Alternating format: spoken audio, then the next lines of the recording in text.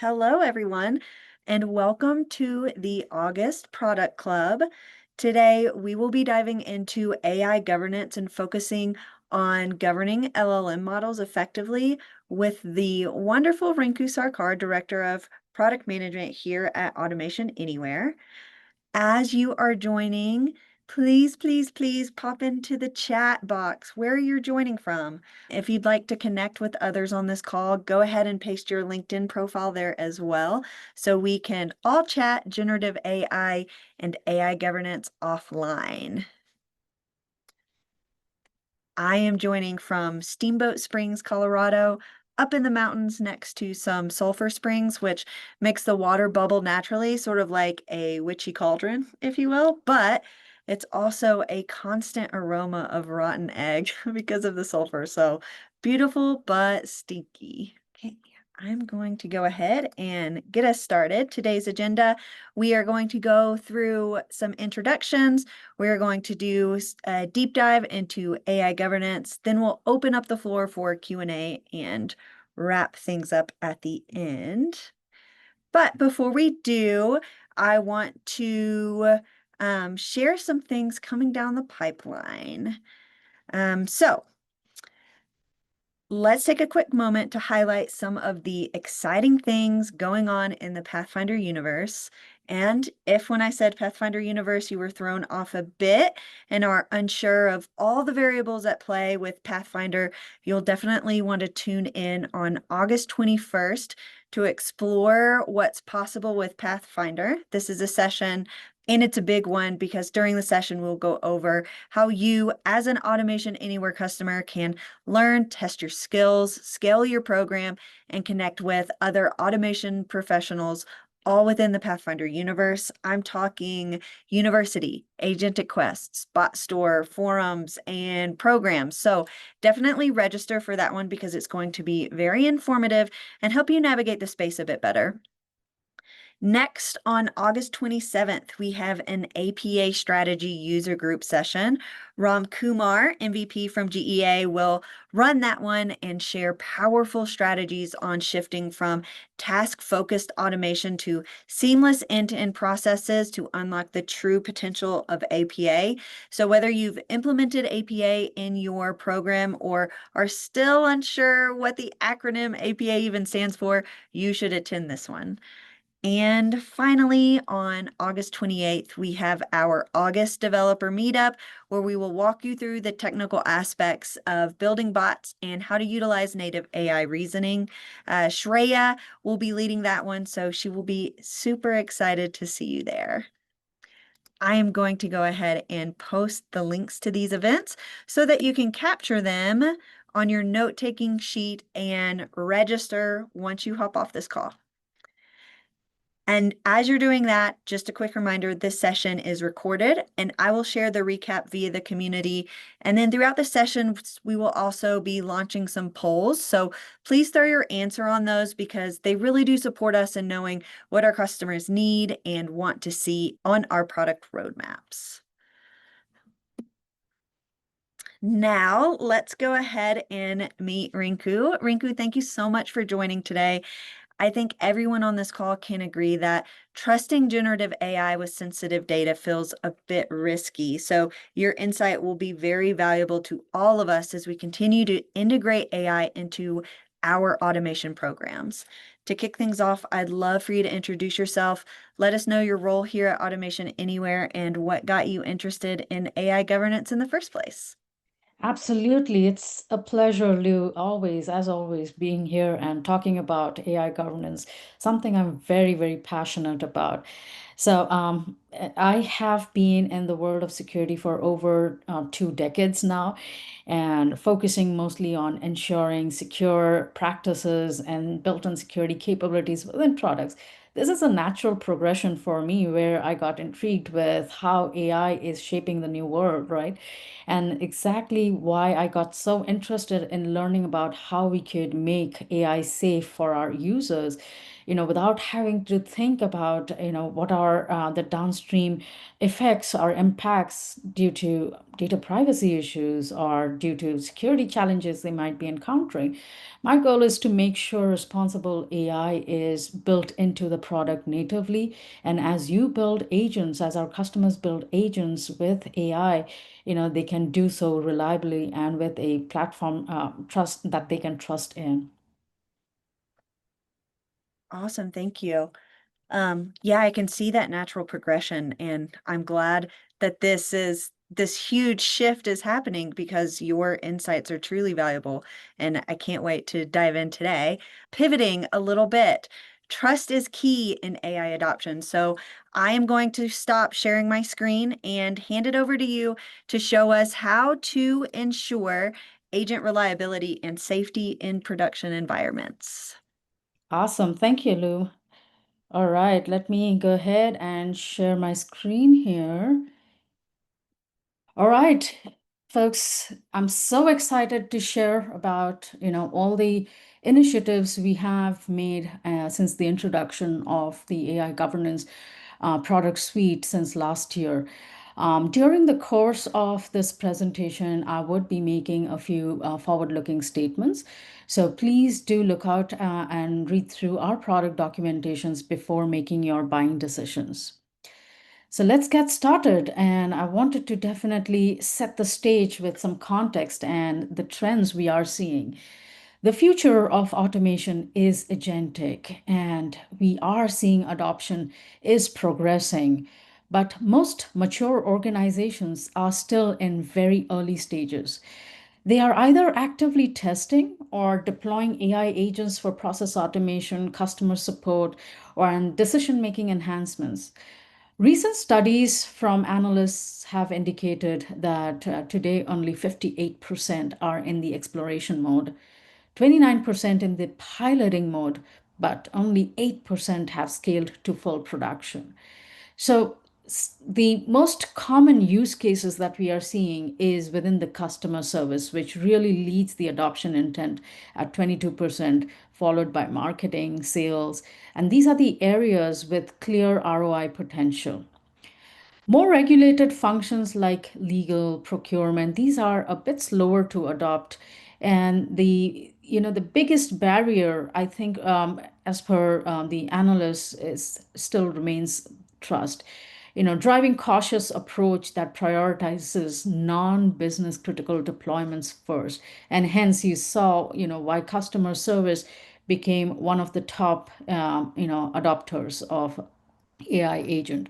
So this makes governance, real-time monitoring, performance evaluations essential for scaling safely and protecting brand reputation. So let's do a pulse check with a couple poll questions, Lou. Yeah. So let's see where everyone is. How far along is your organization in adopting an operation, oh my goodness, operation, Operationalizing. thank you. Goodness, operationalizing AI agents. It is a morning for me, I tell you what. Okay, so I'm That's going to give fantastic. everyone a few seconds there. And then as you are answering that first question, the second question is, if you are currently using AI agents, what are the primary use cases where your organization is leveraging AI agents? We have customer support automation, content generation, knowledge retrieval, workflow automation, decision support, security or compliance monitoring, developer productivity, or other.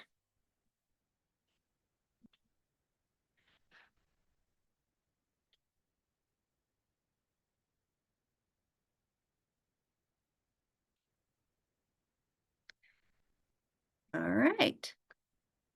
So for operationalize, I cannot say this word, so I'm going to stop trying.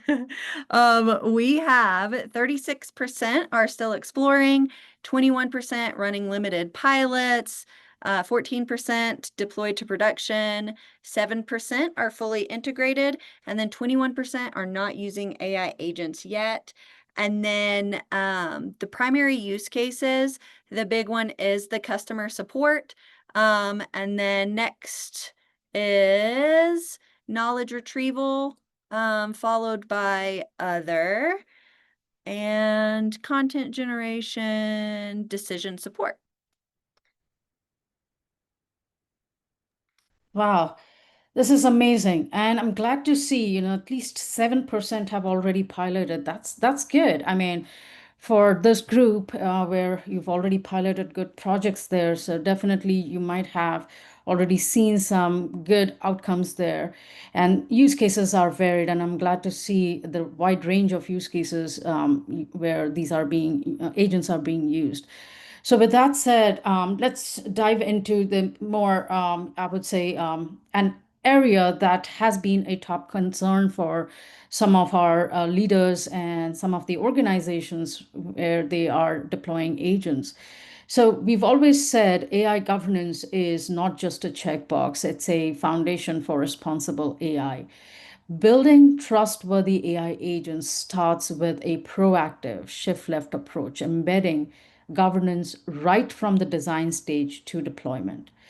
We start with assessing. This means making sure that the models we use are both safe and performant, following industry best practices from day one. By building quality in at the start, we reduce the downstream risks and create a strong foundation for responsible AI adoption. Next is safeguard. Here we put in place safety guardrails to protect sensitive data and maintain content quality. These guardrails are designed and built natively to ensure agents don't produce harmful, biased, inaccurate outputs, which is very, very critical for compliance and brand reputation. And finally, monitoring these agent activities, the continuous monitoring and auditing of these outputs to ensure they're always accurate and reliable over a period of time. This oversight helps catch any performance drifts that might happen after the agents have been deployed or when they are running at production. All of this reflects a strategy, a shift-led strategy that addresses governance in the very early on in the entire life cycle rather than waiting till the end after issues have occurred. This is proactive. This proactive stance really reduces the compliance risk, improves the accuracy, and enhances security posture of your company. So tell me more about your AI governance within your organizations. We have a couple more poll questions for you.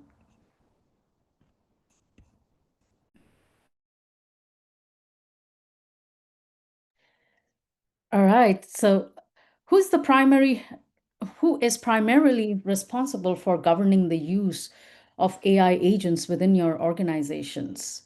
So select the closest match here. No formal governance in place. Individual teams manage their own AI usage. Data science or AI ML team, IT or engineering leadership, risk compliance and legal team, product or business operations, cross-functional AI governance committee or council, or executive leadership within CIO. And our second question is, what are the top concerns when deploying AI agents? Is it bias or unsafe outputs, lack of explainability or auditability, regulatory and compliance risk, lack of usage control or enforcement, poor performance or drift over time, business misalignment, or trust issues, or none of the above? Okay, and I'm going to go ahead and in this poll. So for who is primarily responsible, the big one was individual teams manage their own AI usage, followed by product or business operations. Then we have no formal governance, IT or engineering leadership, that was 18%. And then 9% is cross-functional AI governance committee. Then for the second question, the concerns when deploying AI agents, the biggest one was regulatory compliance risk, then bias or unsafe outputs. Poor performance was next, followed by lack of usage, lack of explainability. There you go. Let's share those results so everyone can see.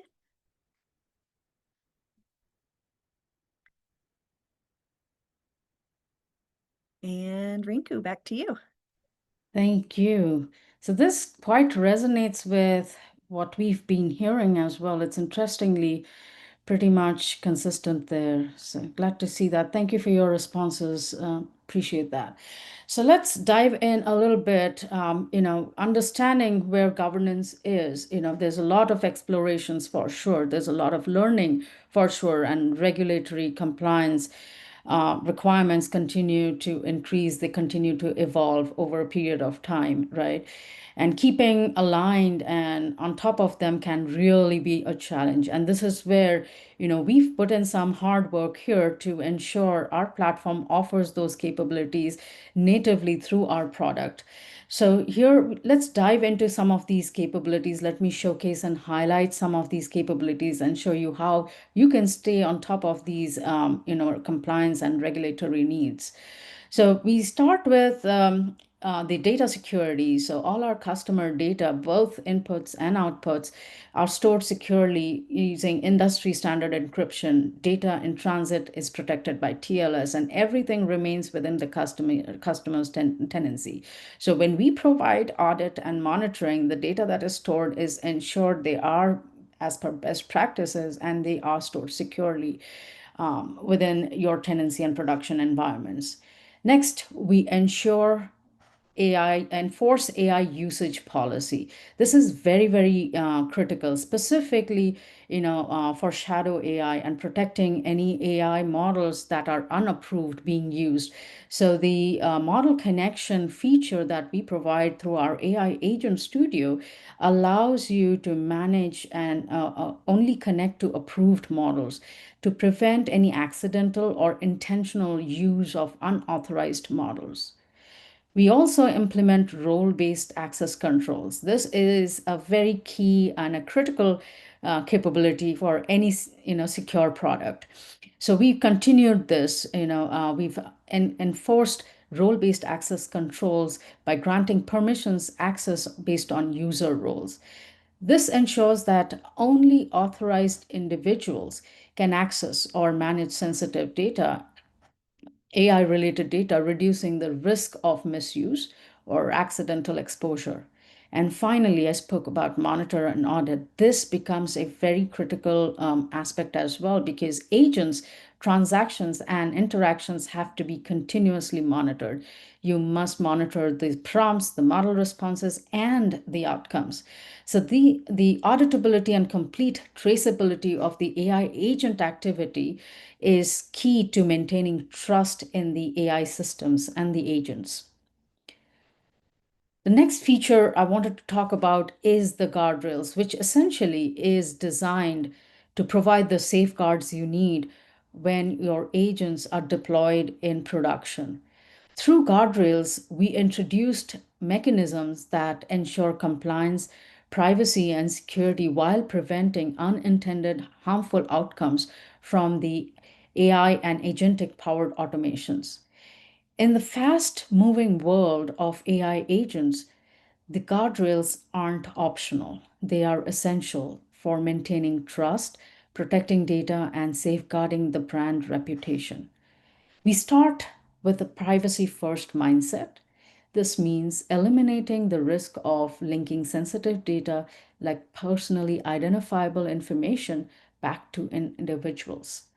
We do this by replacing sensitive data within your prompts and model responses with non identifiable tokenized values.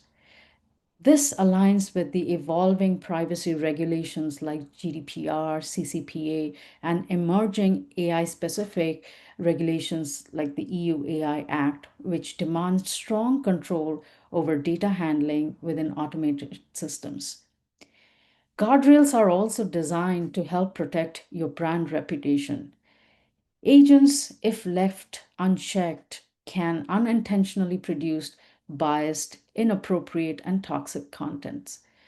Toxic content monitoring is very increasingly important and seen as a best practice, especially in customer facing use cases like your customer support agents. Because even a single inappropriate AI response can create a viral negative attention, causing a long term brand damage. And finally, AI guardrails were designed to enforce compliance with responsible AI frameworks by applying policies at the point of execution. This includes the real time checks on the behavior, sensitive data that could be embedded, and also generates audit reports that can be reviewed post the fact. In regulated industries like finance, healthcare, government, these measures aren't just good to have, they are prerequisites for deploying AI agents at scale without breaching compliance or security protocols. A peek into the roadmap and something I'm very excited to share. One of the biggest hurdles to the AI agent adoption isn't technical, and as I mentioned earlier, it's trust. Organizations worry about accuracy, bias, transparency. And without confidence in these areas, leaders hesitate to move AI agents from pilot to production. So, in regulated industries like finance, healthcare, and public sector, a single incorrect or a biased decision can lead to compliance violations, lawsuits. Even in some cases, it could have a significant impact to business. So, customer facing roles, one toxic or inaccurate output can really have a damaging impact on brand reputation. This is where AI evaluation comes into play and something we are looking at providing as a capability natively through our product so that you can assess your agents, the models you're using, how trustworthy are they before they can be deployed to production. Think of AI evaluation as a trust building layer between development to deployment. This allows us to mitigate risk, identify and fix any inaccurate or harmful content outputs before they reach the end users. It helps you measure the performance at development time. It helps you benchmark with quantifiable metrics for factual accuracy, completeness, relevance, and basically allowing you to benchmark them so that they can be monitored at runtime when these agents are deployed to production. Finally, you can ensure compliance with responsible AI guidelines and governance frameworks as well through the monitoring and auditing capability, complete traceability that will help you see how these agents are performing over a period of time. If there is a performance degradation or a performance drift, evaluation comes into play, assessing the performance at every step of the way, making sure these agents continue to deliver on the performance goals. So, by systematically testing these AI agents for accuracy, bias, reliability, we can prove they meet both the organizational as well as the regulatory standards, thus making it safer for organizations to move some of their pilot projects to production. So we do have plans for deep dive sessions on this specific feature. So let us know if there is interest. When we do have these sessions coming up, we'll definitely be sure to inform you. All right, it's demo time then. Let me switch over and share my screen where I have the control room opened up here. And I'll start off with showing you how to set up the AI guardrails that I spoke about. So here I have a test guardrail that I have configured for this demo. And as you can see, we have introduced a toxicity rule, essentially allowing you to take action based on the toxicity levels identified within the prompts as well as the model responses. So here I have set it to block anything that is high, moderate, or minimally toxic. So any toxic content, please block them. The data masking rule, by default, all it masks all categories of known entities. You can also see the details of the categories we provide today. In addition, you can choose to define a behavior by selecting a specific category you want, the type of the data you want to protect, and the treatment, which is mask, anonymize, and allow. Let me talk a little bit about this. Mask is a pseudo-anonymization process wherein sensitive data that is identified within the prompts will be replaced by tokenized values as they are sent to the LLMs. Once we receive the responses from the LLMs, the responses will be constructed back with the original values so that the downstream application makes sense out of the information that is provided. Anonymize, on the other hand, is an anonymization process which is irreversible, which means when the sensitive entity is identified within the prompts, replaced by tokenized values, they cannot be reconstructed back with the original values. And allow, in certain use cases where you totally trust the model and you absolutely need certain sensitive data to be passed to those models, allow is the option you could use where there will be no data treatment, no tokenization taking place. This is the flexibility we offer, the levels of flexibility we offer through our guardrail behavior that allows you to, determine or define the data treatment that you want to apply for specific types of sensitive data. Let's switch it back.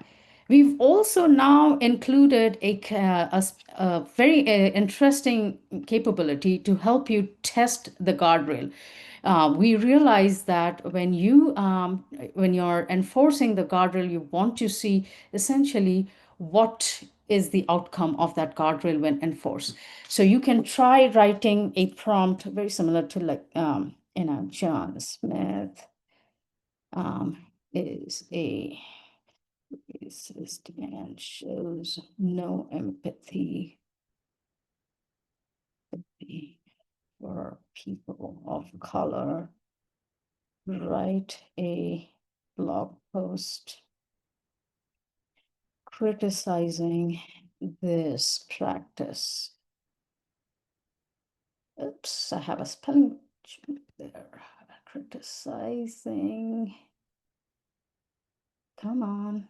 I'm bad with spellings. Okay, there you go. So when you do this, you essentially will see how the guardrail is basically watching out for words. So typically we look out for keywords being used, and based on those keywords, it tells you the levels of toxicity. So here, because the intent was about criticizing, it did identify somewhat toxic nature of this prompt, and hence the guardrail policy will be blocking it based on the configuration I made. And finally, the data masking applied the treatment. It identified John Smith as a person, so it annotated the person, and then it inserted the tokenized values. So this is exactly how this prompt will be executed if this prompt was used in production. So it will definitely be blocked by guardrail because of the toxicity rule.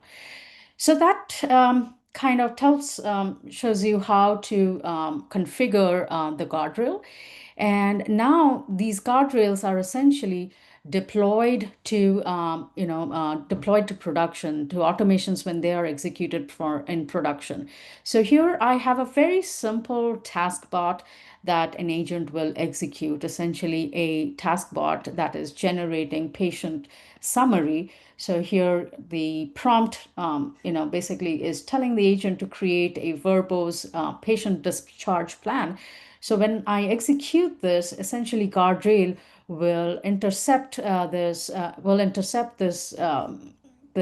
prompt, and it'll identify sensitive information, and it will try to protect the sensitivity of that prompt, and it will try to make sure There's nothing that is sent to the LLMs.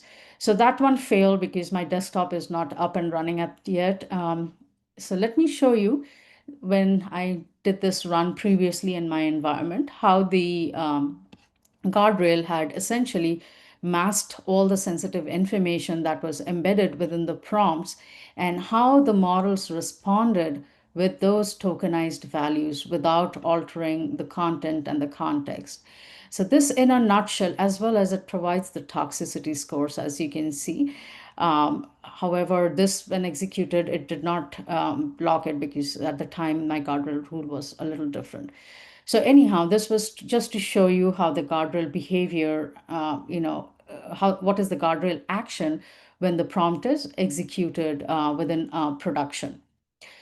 So with that, I will stop my demo and come back to my presentation, just wrapping up and touching on some of the key points there.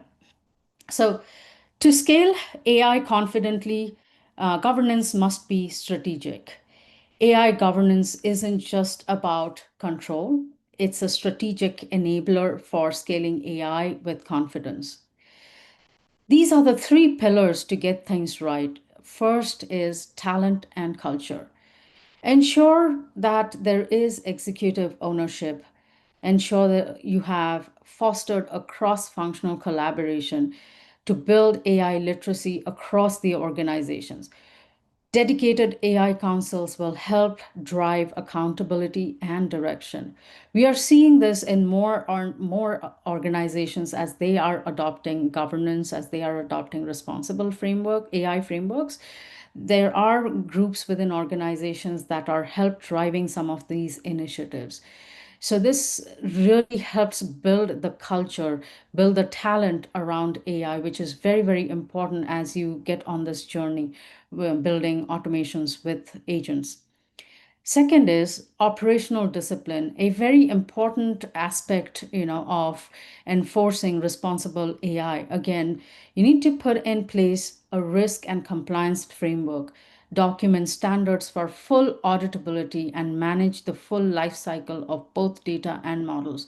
So as we are seeing some of these frameworks, ISO 42001 exactly lays out the steps and how to approach these operational disciplines, as well as getting through those certification programs as well. Third is AI controls and tooling. Again, very important for continuously monitoring, evaluating your agents and the model drifts at real time.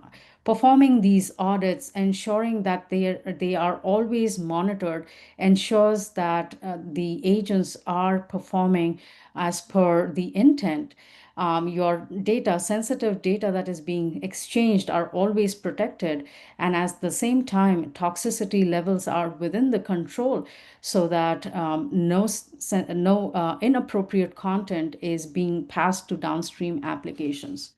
Bringing all of these together essentially creates a governance model that drives innovation while keeping safe AI safe and compliant and trustworthy. So all the product capabilities that I have shared is available through our Docs portal. You can navigate to docs.automationanywhere.com and you could see the tile for AI Agent Studio.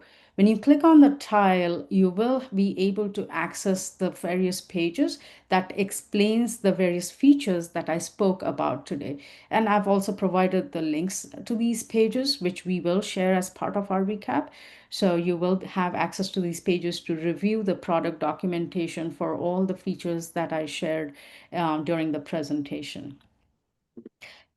I think I skipped the poll question, Lou. Yeah, let's go ahead and launch it. It's an important one. So, which AI governance or guardrail capabilities are most critical to your organization's safe and responsible use of AI agents? We have safety filters, role-based access control and policy enforcement, prompt output evaluation and testing frameworks, performance and drift monitoring, human in the loop oversight, versioning, audit logs, and traceability, or none are critical at this stage. then for the second question, we have how critical is having strong governance and guardrails for your organization's ability to scale AI agent usage? So 1 is not critical, all the way to 5 where it is absolutely critical. I'm going to give everyone a few more seconds to answer these questions. I've really been operationalizing the poll and quizzes here. You're doing amazing, Lou. Oh I'm proud to see you my gosh. operationalizing them. Uh, what's the word everyone, Worcestershire Oh, that the everyone misses, I guess. Worcestershire Yeah. sauce. I guess mine is operationalizing. That will be my downfall. All right, I am going to go ahead and end the poll and share those results. So we had 71% choose safety filters, 57 role-based access control and policy enforcement. 43% are tied with human in the loop oversight and performance and drift monitoring. And no one said none are critical at this stage. So that's really good to see. And then when it comes to how critical is having strong governance guardrails, 43% said important and 43% said absolutely critical. So there you go. Let me stop sharing. And then before we dive into our Q&A, I would like to launch a poll. I will not share the results, but I just want to see where everyone is.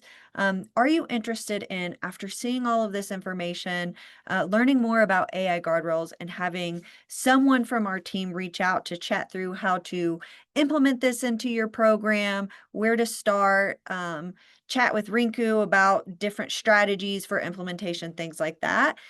Just let us know yes or no here. I still see some answers coming in, so I am going to leave it open for just a second.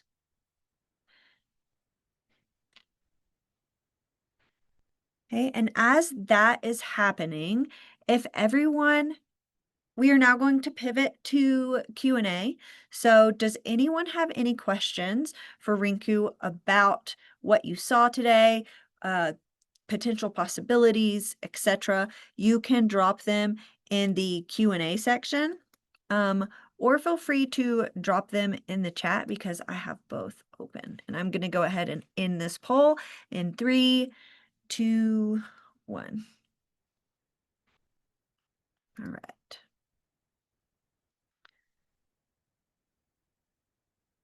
Okay, so I don't see any questions coming through. Rinku, do you want to talk real quick while people may be waiting for a question, or maybe they don't have any because you dove into it so well during your presentation? But let's talk real quick about the survey that we're going to send out after this event, either today or potentially tomorrow. Yeah, absolutely. I think you bring up a good point, Lou. Thank you for doing that. Definitely, we would like to solicit some feedback here. So our features, I spoke about the governance capabilities, the security built-in capabilities, the guardrails we released and in a previous release. We wanted to hear more about it. We wanted to see what your experience has been so far. So this survey will help us, gauge our users and see, is it meeting your expectations? What else can we do to make this better? Is it addressing some of your critical needs in terms of addressing some of the governance challenges you've mentioned? So the poll questions, the survey questions will be designed in a way so that, we get a sense of where we are with our product and what are the improvements we can bring in. If there are suggestions, ideas, we're always open to hearing, listening to them. And, if we can definitely build them within our products as well. So please look out for those surveys, and I would definitely encourage you to, help us with your feedback as well. Yeah, and to add on to that, we are going to do a sort of a raffle for those who submit the survey. We are going to hand out some Pathfinder community swag packs. So complete the survey and enter into a chance to win. And then I will email you if you won, but also come back to next month's product club where we will announce those winners. And then we do have a question in the chat. Are third-party AI models and APIs also held to the same compliance standards? Yeah, so this is a very interesting question, and glad this came across as well. So, when we think about compliance standards, when we think about responsible AI, this is a shared responsibility. While we have provided all the necessary tools within our platform to build with AI safely, when we work with third-party AI models or when we are leveraging those AI APIs, we ensure that there is standards that those models providers are following. So we only work with providers who ensure there is safety, there is data privacy taken care of, and that customer data is never used for training. So we ensure that our partners follow the same models of compliance standards as well. Great. Last call for questions. Um, I don't see any coming through. So thank you all for joining us today. Keep your eyes peeled for that survey, and we will see you next month. Rinku, thank you so, so much for being here and sharing this information with us. Um, you were really operationalizing the entire process. Thank you, Lou. And it's a pleasure, as always. I'm always happy to talk. This is one of my favorite topics, though. Thank you Okay. again. Well, everyone have a great day, and we will see you in September. See you as well. Bye bye.